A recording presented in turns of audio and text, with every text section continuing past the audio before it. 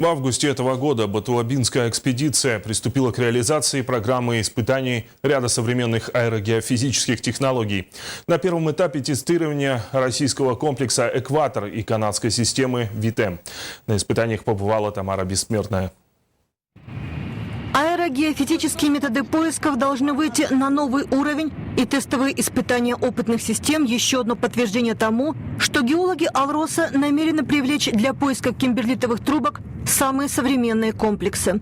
На первом этапе тестирования проходит система «Экватор» отечественного разработчика ООО «Геотехнологии». Эта чечевицеподобная конструкция способна снимать показания через каждые 50 метров. Она мобильно деформируется, пружинит, но, что важно, не ломается.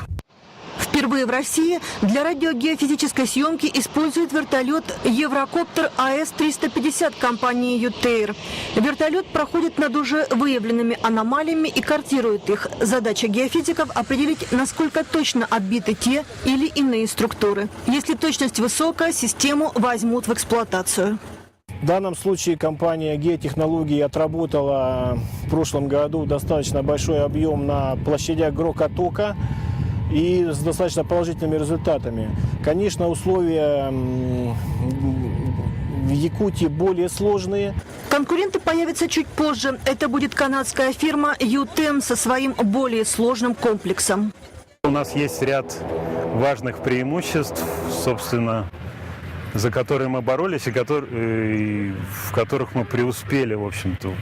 Это касается, конечно, в первую очередь условий пилотирования, условий работы с этой системой.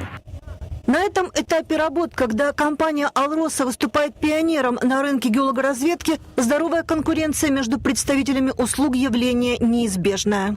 Задача ставится руководством компании максимально усилить дистанционные исследования геологической среды, максимально ускорить получение информации по аномальным объектам, которые могут воплотиться в открытие новых кимберлитовых тел.